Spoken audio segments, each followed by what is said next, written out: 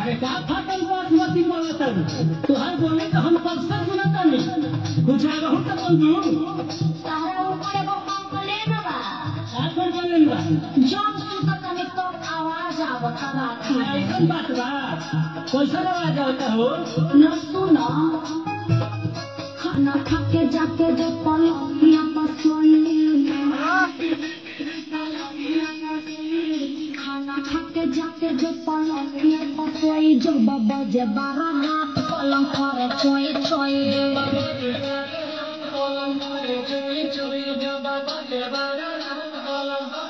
सुनो करनो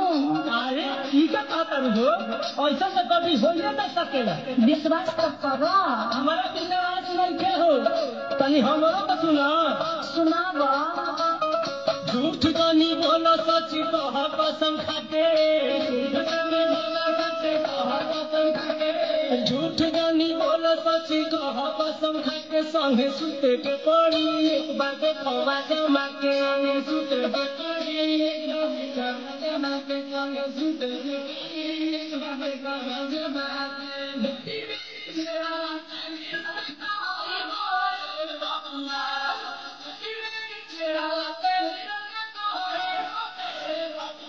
तू तो पूरे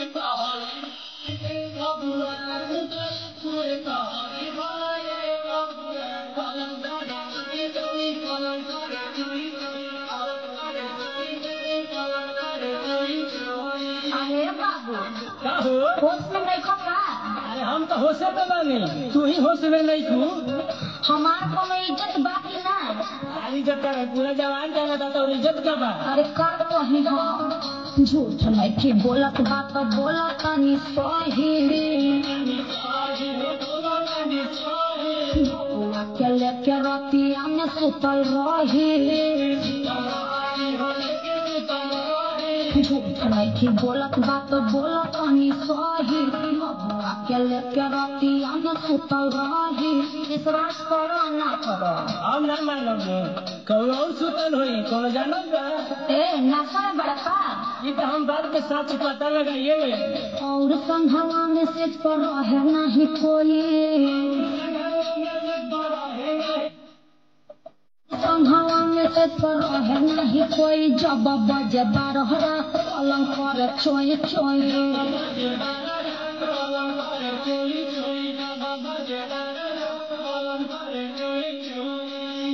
विश्वास तो करो ना हम औरत जात को विश्वास ना करिले हमारा पलंग को केतना सुहाग के रात मन देखो ढेर बात चल के मत बोलो अब हमारा तो सुना सुनाबो ये कैसे बात हो कि नखे विश्वास हो नखे विश्वास हो कलंगे विश्वास हो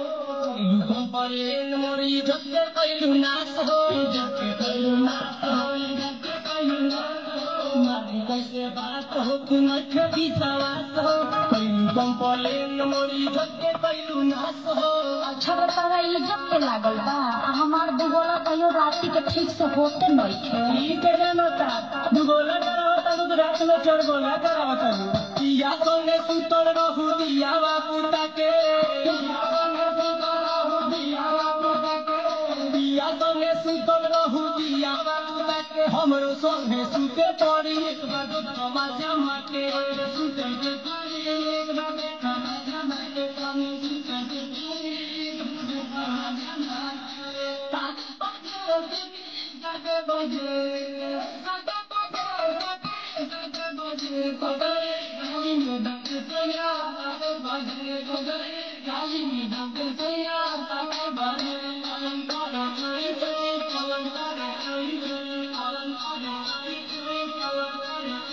कैसन पलंग दे देले बारो रात भर हमरा पलंग उड़ में ले रहता ए बेरा बुझाता तारा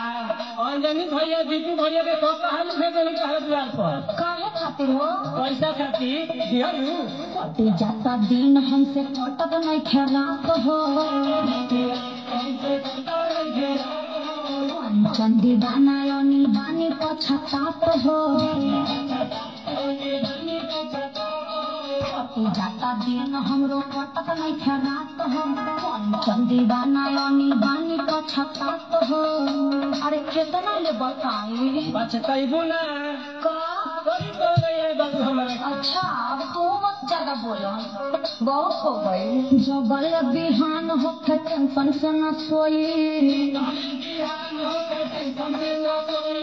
जबल बिहान होके टेंशन से न सोई जब बजे 12 रात पलंग करे चोई चोई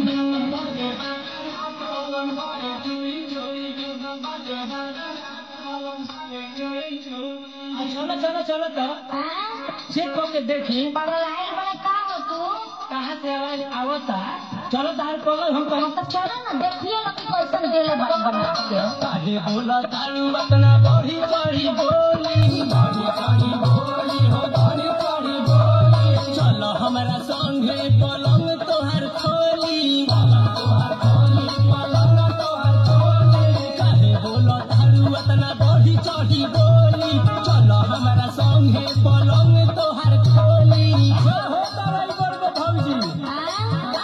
आ जब खोले नहीं पलंग तब पता चला कि तार नट बोल्ट गिरल बा पलंग से हमारा बुझाता पे चगिर के गोई खोई हमारा बुझाता पे चगिर के गोई खोई हमारा बुझाता पे चगिर के गोई खोई जब बजे 12 रात पलंग करे चोई चोई जब बजे 12